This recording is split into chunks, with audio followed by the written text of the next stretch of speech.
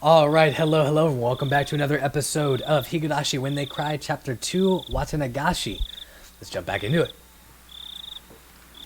Then, just for you, Keiichi-kun, I'll tell you an old story. It's a common tale in this region. If you go to the library, it would even be on their recommended reading list. Telling stories in such a dark, creepy place? She must have a horror story in mind. Sorry about that. Shion's face bellied nothing but calm. If she had the same personality as Mion, she'd have found fault with me being scared. I'll endure it for now and pretend to be calm. Okay? Alright, I'll read it. After confirming that I was going to be quiet and listen, she began to speak softly like a kindergarten teacher reading a picture book.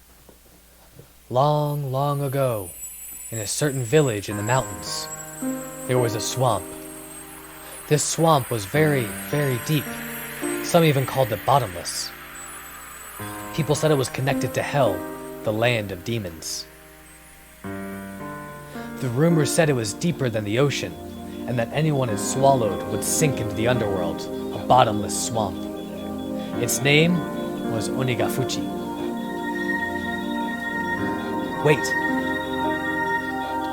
I thought back to the story I heard yesterday about the sacrifices sinking in the bottomless swamp. Could it be the swamp she was talking about? So then the village was Hinamizawa, right? You catch on quickly. That's right. Though it was called Onigafuchi Village at the time. Onigafuchi Village. That's a pretty inauspicious name. It evokes quite the image, doesn't it? I hear that the name was changed in the Meiji period. The name of the swamp connected to the hell was called Onigafuchi, which meant the demon's abyss. And the true name of this village, Hinamizawa, was Onigafuchi Village. The villagers belonged to that abyss, or to hell in other words. They lived their lives worshipping the swamp, said to connect to it.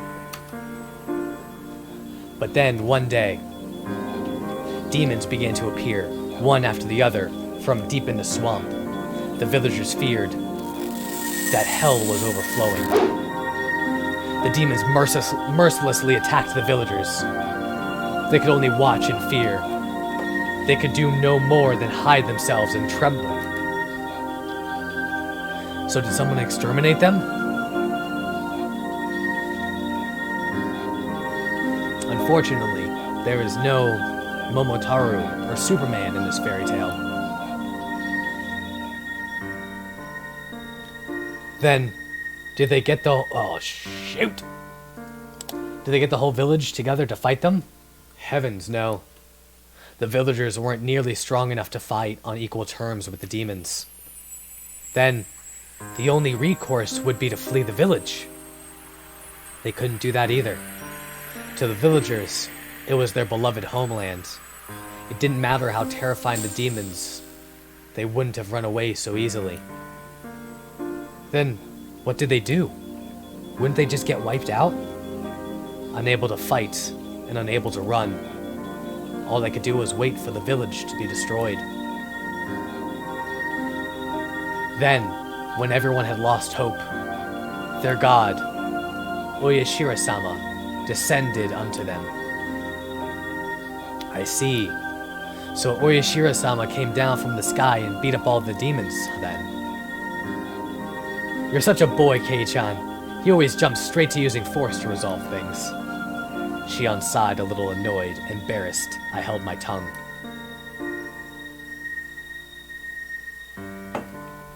The thing about Oyashira-sama, he wasn't a violent god who would beat them up, like you're saying.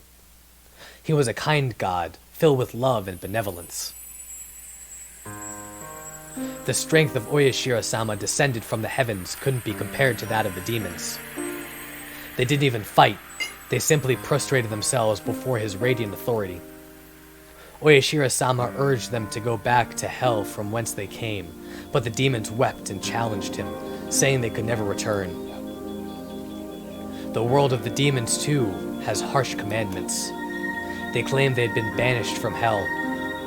Demons, who didn't have a place to go, either in hell or in the human world. Of course, they were at fault for attacking the village. They deeply reflected on it and were sorry. As the villagers conversed among themselves, little by little, they came to pity the demons, and after talking with everyone in the village, they decided to live alongside them. A lot of fairy tales have them being exterminated or driven away, but you don't often hear one where they live in peace.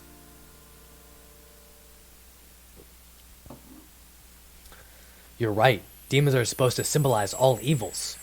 A story where they decide to live together with humans is certainly strange. When the demons first heard the villagers' invitation, they doubted their ears but soon burst into tears of joy. The villagers had given them a place to live. It was said that in payment for this good deed, the demons shared their many kinds of power and secrets with the villagers. Oyashiro-sama was pleased with this happy exchange. He gave the demons the bodies of humans so that they would be indistinguishable from the villagers. He himself decided to stay on the surface and watch over the everlasting peace between them. A land in which man, demon, and god live together. I thought the word demon was a noun, meaning evil that needs to be exterminated. A god may have mediated for them, but you don't often hear happy endings like that where both sides live in harmony.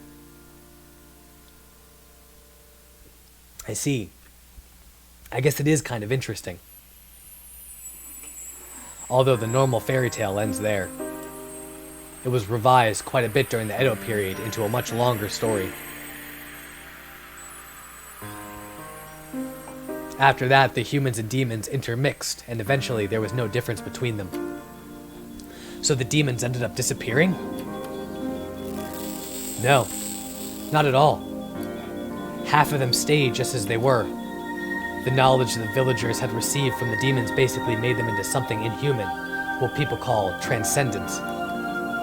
They were well aware the power they had was heresy, and as those below worshipped them, they lived out their lives in secrecy. This story is the root of many derivative tales and pieces of fiction. It's the foundation, I mean, the basis. What do you mean by root? She means the part about the villagers having demon blood. What I mean is, all of the legends from around here are based on the premise that the villagers are descended from demons. There was a hint of amusement in Shion's face as she said that. It was like she wanted to say that she too had demon blood in her. Is there any proof, though? Maybe it's somehow rooted in historical fact beyond just fairy tales. Oh, Mayabara-kun, then do you believe demons really come out of the swamp and breed with humans? Well, it's not that I don't believe it, but when she said demon, she meant the ones from hell, but in ancient Japan, the word wasn't necessarily used to denote only that kind, right? The more well-known use involves the drifting foreigner theory. As the story goes, Westerners who were shipwrecked in nearby seas had such markedly different customs that they were called demons. Japanese people were relatively similar in appearance to other Asians, but everything about those from the West was different. Their physiques, their faces, and their skin color. In Japan, terms like red demon and blue demon evoke images especially of Westerners. Lacking in skin pigments, Westerners would sunburn easily and turn red. Being fair-skinned, I think blood vessels appearing on their skin would look blue too. A handful of accidental aliens would drift into Japan and came under persecution, being called demons. They would flee into the mountains to survive, turn into bandit groups, and attack villages for food and the like. How does that explain sound? Maybe it's a bit childish. Oh, how's that explanation sound? Maybe it's a bit childish. Takano gave me a weird smile when, having come up with such an impromptu hypothesis, I unconsciously followed it up with self-deprecation. Still, she didn't smile as if to make fun of me. It's not ridiculous. There are a lot of people who subscribe to the drifting foreigner theory. Even so, nobody actually knows what happened.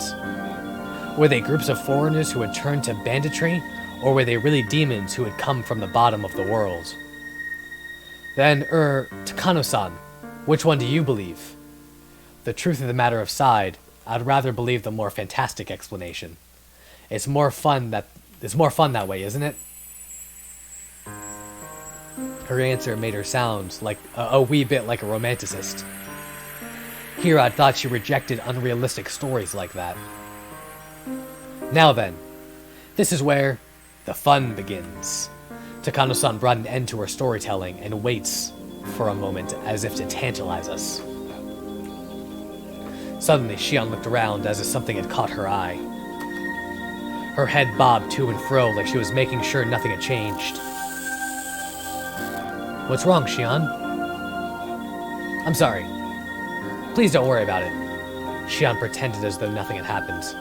Takano-san also made sure nothing had happened, then cleared her throat and broached the next subject. I explained that half of the villagers have demon blood. That blood, they actually say it's the blood of the kind of demon that eats people. Man-eating demons? That escalated quickly. That blood still runs through the villagers' veins. They say that sometimes the blood awakens from its slumber. I thought the fairy tale had a happy ending with the humans and demons living in peace, but it began to suddenly change into a brutal, bloody story. Well, they eat people. They said that every decade or so, they can't help but want to feast on human flesh. The villagers can't eat other villagers, so when this happens, it's said they descended onto the human villagers and conducted onikakushi. What's an onikakushi? Broadly speaking, it's when a demon kidnaps someone, when a person is demoned away. They say that the villagers of Onigafuchi would overwhelm unfortunate human villages in order to kidnap sacrifices. Takano-san's explanation was plain and simple, but when I imagined what it must have been like, it was terrifying. They lose their human reason. The villagers turn into real demons en masse. They attack the villages they loathe in the dirty world of the masses below. And then they kill and eat their sacrifices. So they're no different from demons at all. What did Oyashiro-sama do? Wasn't he supposed to be staying in the village and watching over them? Oyashiro-sama knew about it, of course. Onikakushi isn't indiscriminate. The villagers apparently never kidnap anyone other than the sacrifices decided upon by their god. In the texts, it's usually one or two people. A village inhabited by those both human and inhuman. It was like the heartwarming episode's colors had inverted like negative film, revealing the painful and ugly truth.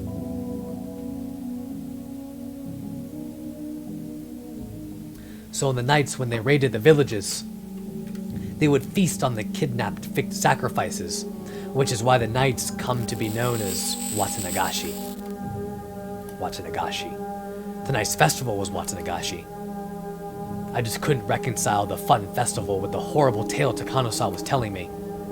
Watanagashi, well, wasn't it about giving thanks to futons we use over the winter or something? Kei-chan. Wata has another meaning, you know.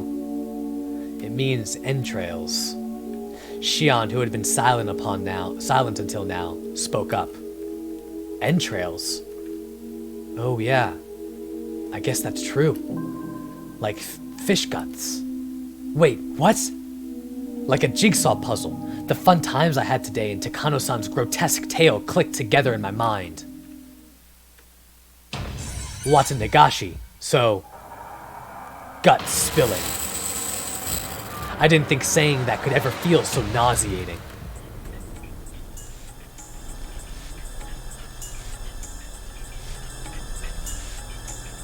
Yes, it's as you imagine, Mayabara-kun. Right now, the Watanagashi Festival might just be a somewhat early summer festival occurring every June, but it used to be different. It used to be a ghastly, cannibalistic feast held on the night the villagers had collected their unfortunate dinner. That can't be true. I had no real reason to say that. But it couldn't help. Oh. But I couldn't help it. Maya Barakun, you said that Watanagashi is a ritual about purifying futons, right? What do you think the futons filled with cotton with wata represent? Futons are futons! They're beds!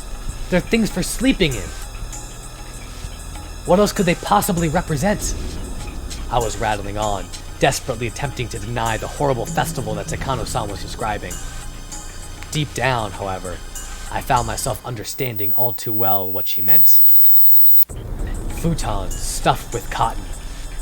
If the futon represented entrails in both pronunciation and meaning, then entrail-filled futons would have to be humans. Why don't you think back to the offertory dance Rika-chan performed? Do you know what she is doing up there? No, I don't. I didn't even watch the whole thing anyway. Shh! Kei-chan, you're getting too worked up. Shion grabbed one of my ears, reminding me that this wasn't somewhere I should raise my voice. Even so, I still can't suppress this agitation I feel.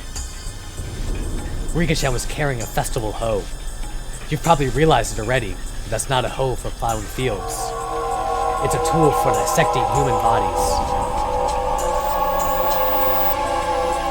I didn't see the dance all the way through, so I don't know what kind of performance Rika-chan was putting on after I left. When I told this to Takano-san, she kindly explained Rika-chan's dance to me. To summarize what she said, after what I'd seen, Rika-chan would pierce the futons with that hoe, cut them open, and pull out the cotton inside. She'd cut the cotton out one bit at a time and set it afloat. That's the kind of ritual it was. Broadly speaking, it's quite the bombastic ceremony where they'd rip out the guts and throw them into a basin. And then, the ritual was over. It's the thought afterwards, the villagers, each with a different role, dismantled the flesh piece by piece and feasted upon it. Hehehehe. At Takano-san's strangely happily giggle, I felt, for some reason, violent displeasure.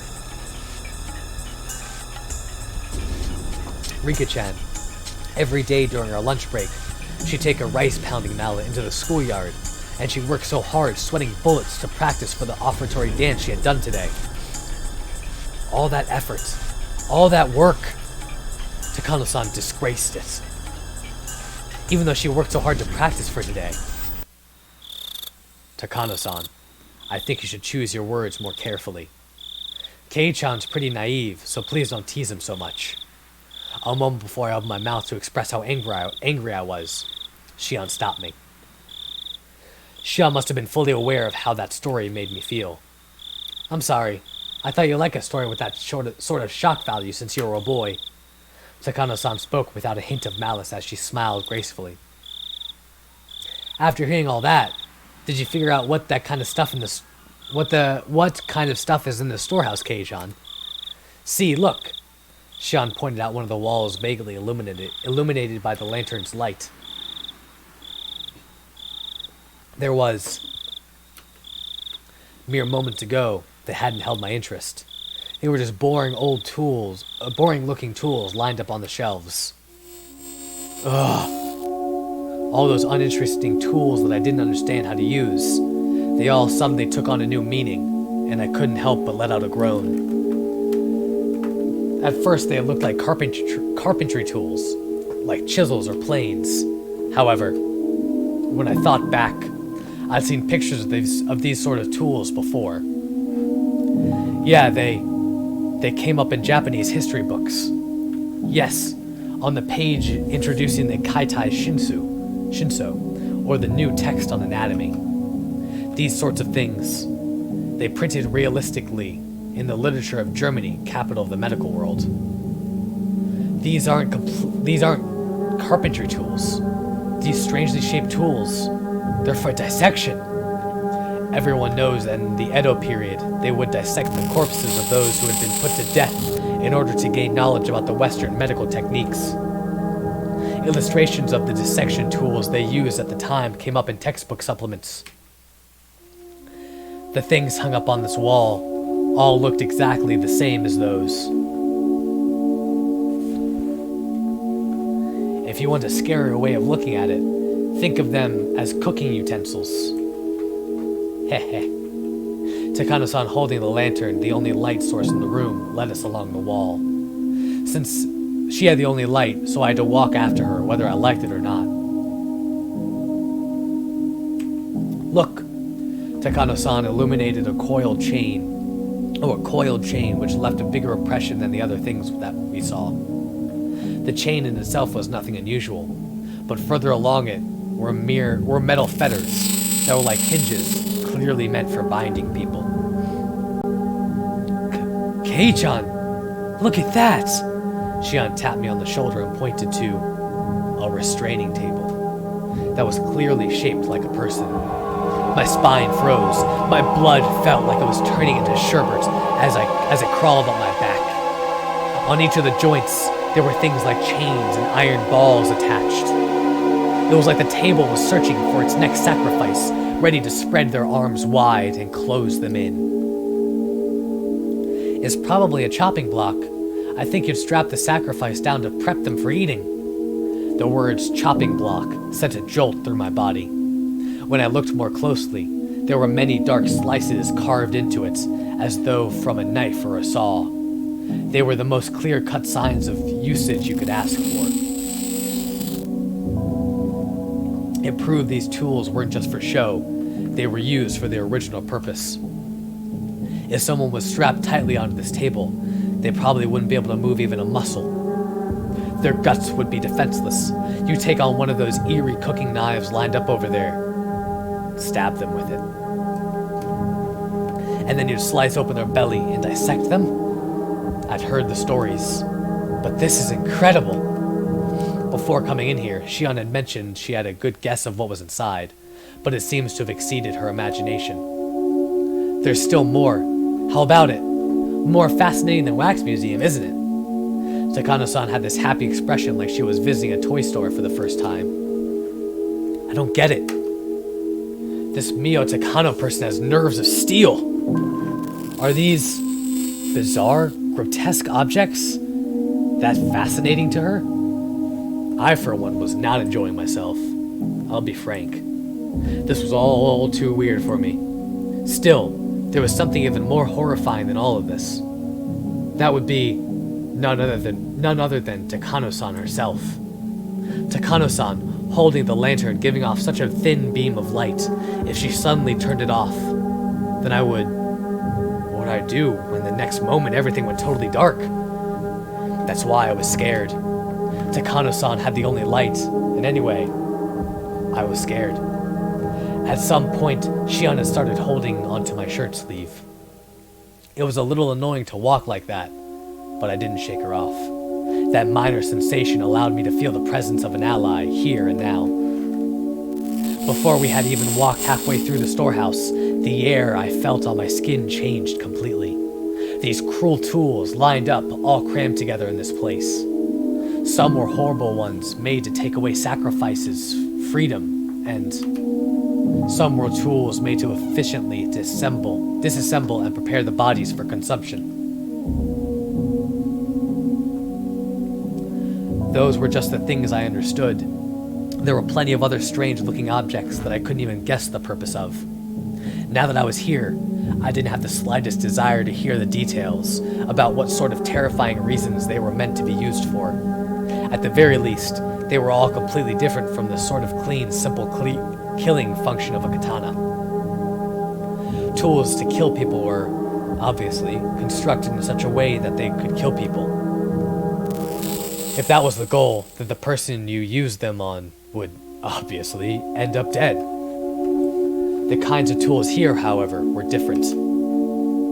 The tools that were here were for cutting people, for crushing them, for boiling them and cooking them, and for grinding them. They were tools of torture. They weren't made to kill people. People dying was just an incidental result. Actually, they might not even kill them. If the sacrifices could die during such a horrifying ritual process, that would be nice, but they don't even die in the end. They remain in a state of hellish pain. Perhaps they were only being allowed to live. Only now, in this moment, did I realize just how terrifying and fearsome that difference was. People, you see, most of these wouldn't kill them if used properly. Sakano-san, as if reading my mind, displayed a shocking smile. Burning at the stake, which, the famous method of execution for witches, will kill the person immediately. When the body suffers extreme burns on the skin, all over, the decomposition of the skin's chemical makeup produces poison-like symptoms and causes an immense shock to the victim. Though I suppose it's still very cruel compared to the guillotine. You have to wait far longer for that to happen. She described such horrors in a strangely medical way.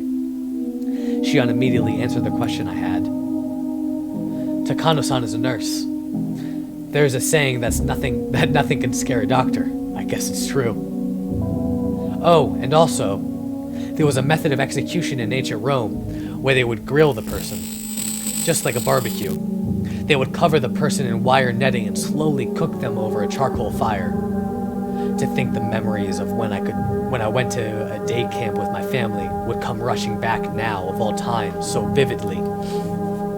That's what it was like. Apparently, they wouldn't die too easily for some reason.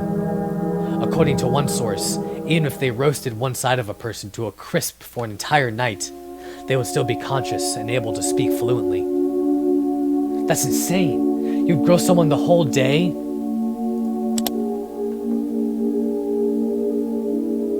And they'd still be conscious? It's said that ancient Rome, famous for their executions, thought of plenty of ways to execute someone while having the victim stay along as possible. Among them, there was one method where they would open the gut and pull out the intestines like sausages, pull them up with a winch, and put them on public display. Shion was behind me, clinging to me. Not just because she was scared, she was protecting her stomach. You would think someone with their intestines pulled out would die instantly, right? Actually, as long as you do it tenderly and thoroughly, it's apparently possible to pull them all out while the person is still conscious. I felt a sick feeling in my stomach. It was like my organs were coiling up just from Takano-san's stare. Though, pulling them out with a winch was a rather exaggerated method. In a more barbaric way, they might slice open the gut and then cut the intestines out and throw them everywhere. It's quite imaginable that they did dreadful things like that too, isn't it? However, those being put to death are conscious. It must be far more terrifying than painful. She spoke with pleasure, as if she had come here on a sightseeing trip. I heard Shion gulping multiple times near my ears. Perhaps Hinamizawa, or rather Onigafuchi Festival, did something like that for the Watsudegashi Festival. Listen, if you try hard, can't you hear it? I wanted nothing more than to not hear anything at all. So why only at times like these do I begin to hear things I shouldn't be able to?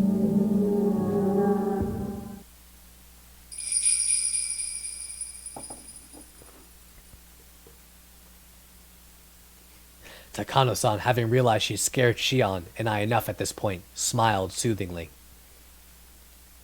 Then she turned on her heel and raised the lantern and began to walk again.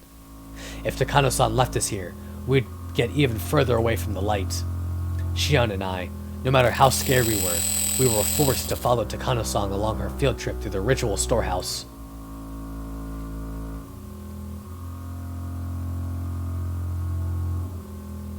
I suppose we've seen a bit of everything.